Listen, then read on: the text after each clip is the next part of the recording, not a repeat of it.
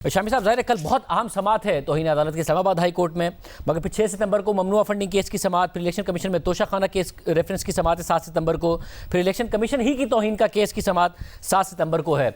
इमरान खान साहब ने जो जवाब जमा कराया है, हालांकि माहिरीन कानून की राय थी कि उन्हें अनकंडीशनल माफ़ी मांग लेनी चाहिए। बड़ा खतरनाक मामला इस्लामाबाद हाई कोर्ट में कंटेम्प्ट का, उन्होंने नहीं मांगी है, कंडीशनली कहा है कि मैं अपने अल्फाज वापस ले सकता हूँ।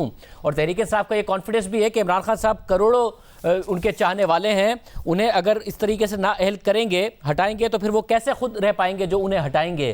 फवाद चौधरी साहब ने तो यहाँ तक कहा कि भुट्टो साहब को के खिलाफ जब फैसला आया तो वो अपने पीक पे नहीं थे, और नवाज शरीफ के खिलाफ फैसला आया, मगर नवाज शरीफ और इमरान खान का कोई मुकाबला नहीं है। इमरान खान साहब बहुत पॉपुलर हैं। आपको लग रहा है ये वाकई जो कॉन्फिडेंस है तहरीक इंसाफ का कि जजेस नहीं फैसला देते हैं खान साहब के खिलाफ दे सकते हैं क्योंकि वो बहुत पॉपुलर है, ये दुरुस्त है? शाहजेब साहब ये दीवानों की बड़े हैं और पाकिस्तान की तारीख में बार बार जो पॉपुलर लीडर्स हैं उनके खिलाफ फैसले आ चुके हैं। और पॉपुलैरिटी कोई ऐसी चीज़ नहीं है जो लोहे की मानंद हो या पत्थर की मानंद हो। ये तो एक हवा की तरह है, ये चलती है और रुक भी जाती है और फिर मुखालिफ समत में भी चलने लग पड़ती है। तो इमरान खान साहब को जो तौहीन अदालत का नोटिस दिया गया है, वो अदालत ने खुद ये समझा है कि नज़र बज़ाहिर ये तौहीन हुई है, एक जुडिशल ऑफिसर को धमकाया गया है, और ये एक बड़ी ही संगीन किस्म की गलती है जो खान साहब से सरजद हुई है। अब अगर उन्होंने अगर मगर की और कहा कि मैं अल्फाज वापस ले सकता हूँ, मैं माजरत नहीं कर सकता, तो अजीब बात है। जो अल्फाज वापस लेने के काबिल हैं उन पर माजरत क्यों ना की जाए। तो अदालत के सामने इस तरह का मौक़िफ़ इख्तियार करना और जिद करना ये कोई मुनासिब बात नहीं होगी।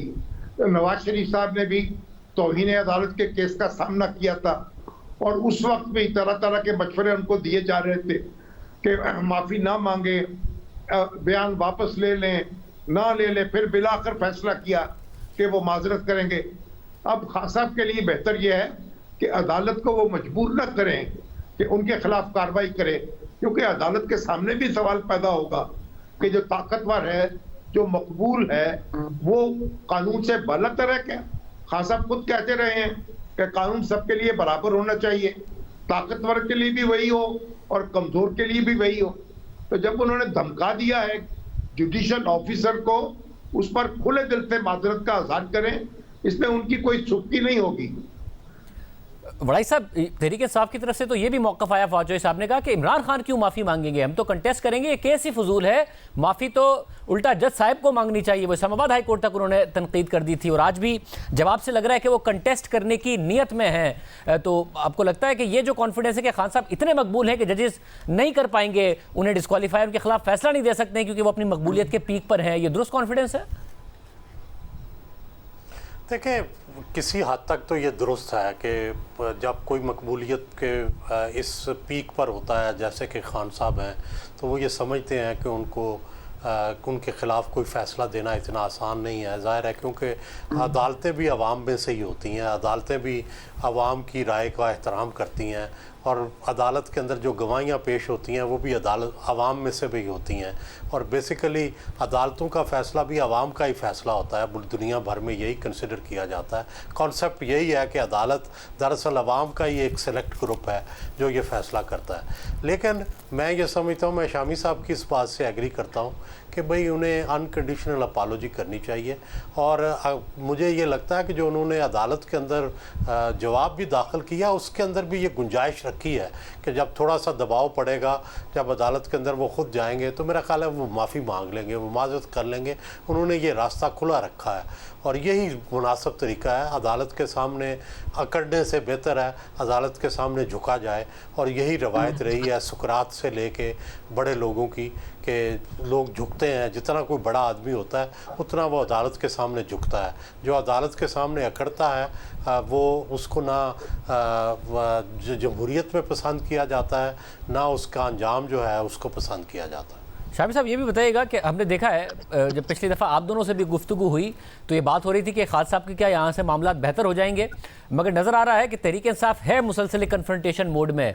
वो IMF प्रोग्राम की डीरेल करने की बात हो, वो ऑडियो लीक आ गई, उसके बावजूद भी उन्होंने कहा कि हमारा यही मौक़िफ़ है उससे भी पीछे हटते नहीं नजर आए। खान साहब आज भी शौकत तरीन साहब के साथ खड़े थे, सेमिनार में साथ दोनों की तरफ से खिताब भी किया गया। आपको लग रहा है कि वाकई पॉपुलैरिटी का ये लेवल है कि कुछ भी आ जाए, कोई ऑडियो लीक आ जाए, डीरेल करने की बात आए, रियासत के ऊपर सियासत को फौकियत देने की बात आए, खान साहब बाकायदा तौर पर इदारों को भी ये मैसेज दे सकते हैं कि जी मुफाहमत का कोई मामला नहीं है, हम इतने पॉपुलर हैं कि आप रोक नहीं सकते हैं इस लहर को? देखें शाहदेव साहब, मैं तो खासा पॉपुलर हैं, लेकिन इस तरह के पॉपुलर हैं कि हर चीज को बहाकर ले जाएं, मैं तो इस बात पे यकीन नहीं करता। और उन्होंने गुज़श्ता इंतखाबात में 32% वोट हासिल किए थे। उनके मुखालफों के मजमूई वोट जो थे उनसे 2 गुना से ज्यादा थे। तो आप अगर आप इस तरीके से जिद करेंगे तो अपना नुकसान करेंगे। अगर पॉपुलैरिटी जो है उसकी बुनियाद पर आप डिक्टेट कर सके हर एक को, तो फिर तो आज ये सवालात पैदा ही ना होते, ये मसाइल खड़े ही ना होते, सब हाथ बांधकर आपके सामने कोरनश बजा ला रहे होते। ऐसा नहीं है।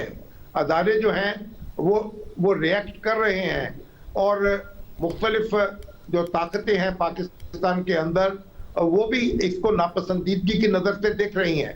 हर रोज खान साहब अपने लिए तंगी पैदा करते जा रहे हैं और उनके साथ जो ऐसे लोग हैं जो उनकी हाँ में हाँ मिलाने वाले, उनको इश्ताल दिलाने वाले या उनको उकसाने वाले, वो जब वो उनकी बातें उनको बचा नहीं सकेंगी, उनका साथ, उनका हाथ नहीं पकड़ सकेंगी। उनको एक बड़े लीडर के तौर पे बिहेव करना चाहिए। अदालत के साथ मत्था लगाना किसी लीडर को ज़ेब नहीं देता, ये पूरे निज़ाम से टकराने के मुतरादिफ है। और मेरा नहीं ख्याल है कि खान साहब के लिए अभी तक कहीं कोई नरम गोशा पैदा हुआ है, कोई गुंजाइश पैदा हुई है। वो रोज बरोज जितनी अपनी ये गोशे हैं इनको सख्त करते चले जा रहे हैं, नरमी को कम करते चले जा रहे हैं, जो उनका जो एतमाद है उसको मजरूह करते चले जा रहे हैं, जो ट्रस्ट डेफिसिट का वो शिकार हो चुके हैं। अब मेरा नहीं ख्याल, हर रोज कोई वाकया होता है। अभी आप देखिए IMF का जो मामला हुआ, जिस तरह वो ऑडियो लीक सामने आई, तो आप इस तरह कैसे काम चलेगा? रियासत के मामलात को चलाने के लिए लाजिम है कि आप अपनी एक साख बहाल रखें, अदारों का एतमाद आप पर हो, लोग आपको यकीन की निगाह से देखें। तो सिर्फ ये जिंदाबाद और मुर्दाबाद के नारों से तो काम नहीं चलता ना।